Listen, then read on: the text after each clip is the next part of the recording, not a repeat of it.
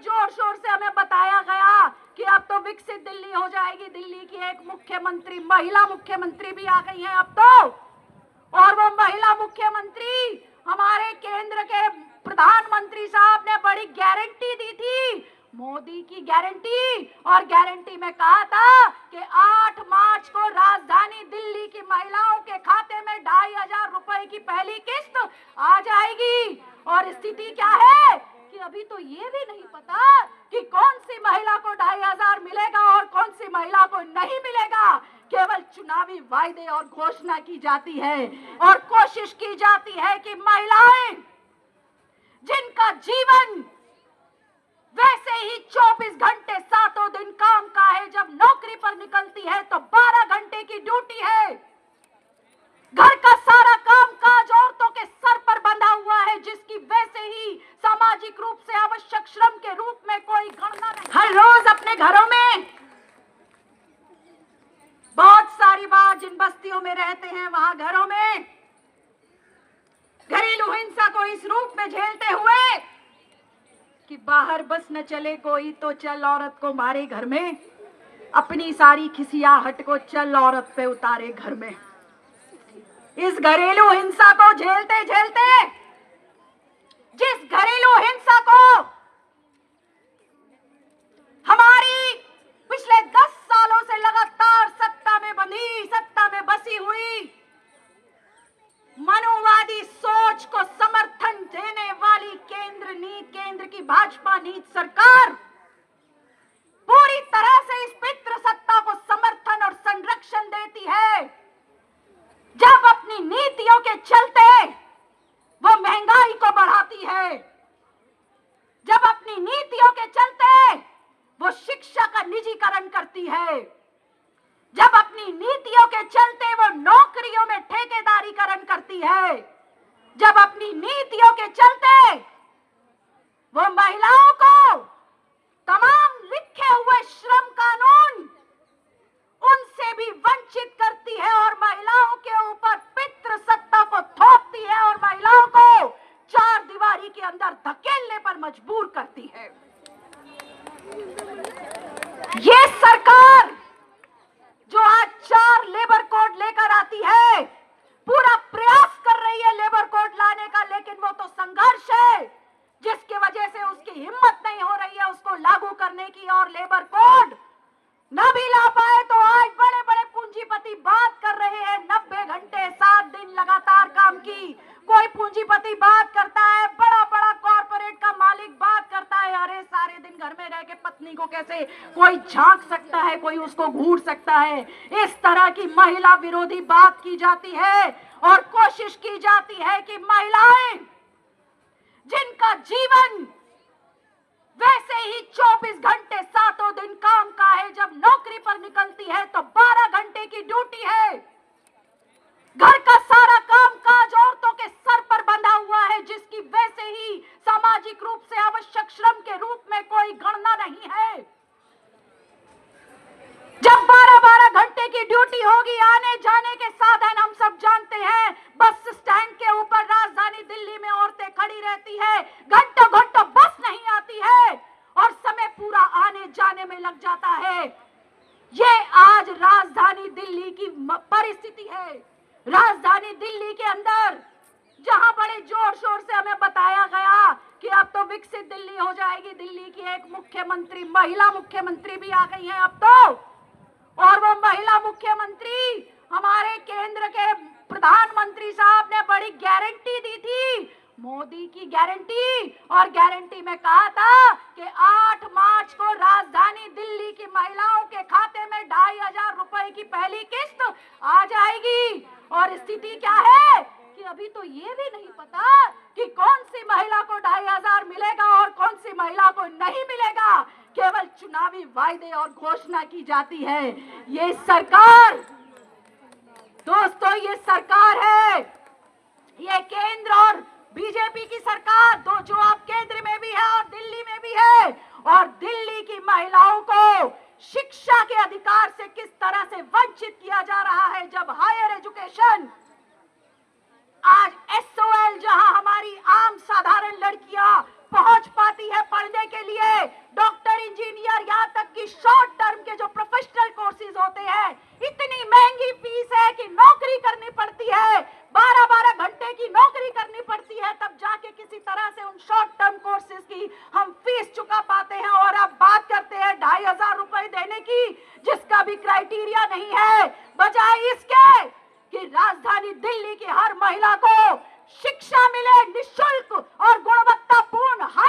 Reservation मिलनी चाहिए। आज दोस्तों 8 मार्च का दिन, ये दिन है समानता के लिए संघर्ष का,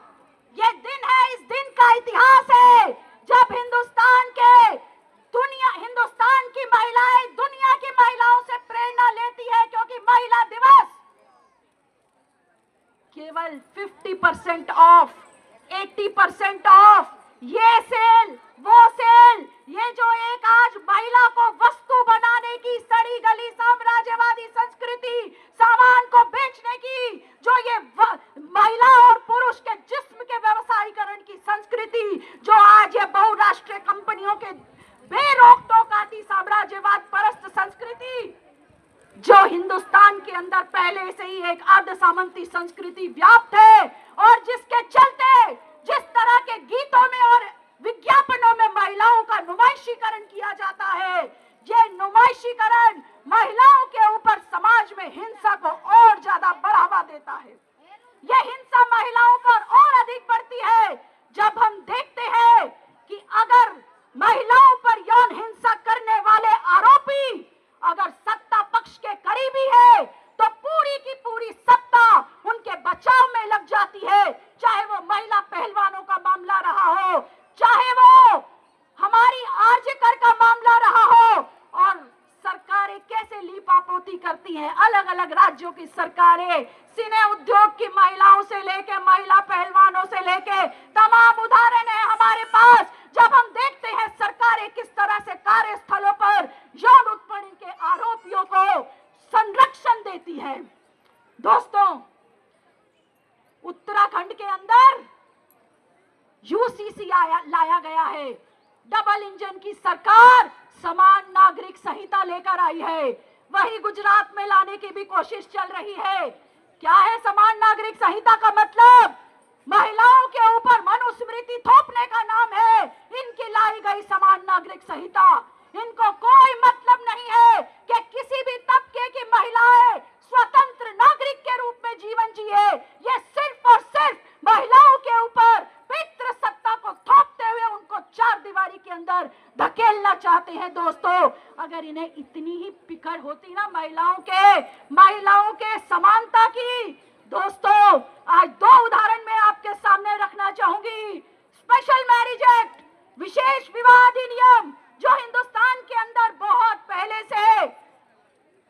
एक समानता के लिए कि अगर कोई अंतर धार्मिक विवाह करना चाहता है, अंतर जातीय विवाह करना चाहता है, तो आप कोर्ट में जाइए, एसडीएम के सामने पेश होइए, शपथ लीजिए और साइन कीजिए, आपकी शादी हो जाएगी। आज ये सरकारें, मध्य प्रदेश के अंदर हमारे सामने एग्जाम्पल है, जहां जो लड़के लड़कियां अगर वो दूसरे धर्म के हैं तो उनको टारगेट बना के, निशाना बना के उनकी मार पिटाई की जाती है, उनकी कई बार हत्या तक की जाती है। ये जो है स्पेशल मैरिज एक्ट के तहत औरतों के ऊपर फ्रीडम ऑफ चॉइस, निर्णय लेने की स्वतंत्रता, पसंद के अधिकार की स्वतंत्रता पर ये हमला कर रहे हैं दोस्तों, यूसीसी के नाम पर। और दोस्तों, ये बात कहते हुए कि आज हम हर कोई अपने घर के अंदर, आज महिलाओं को महिला दिवस के दिन इस बात को ध्यान में रखना होगा कि चार दीवारी के अंदर घुट कर के नहीं जीना है, दुनिया बनाने में हमारा भी तो पसीना है। अपनी अपनी मर्जी से ये कौन चलाता हमको, जुल्म से लड़ने के बदले में कौन दबाता हमको, और बदलो ऐसी दुनिया जिसका पत्थर का सीना है। तो दोस्तों, आज के दिन फिलिस्तीन की लड़ती हुई महिलाओं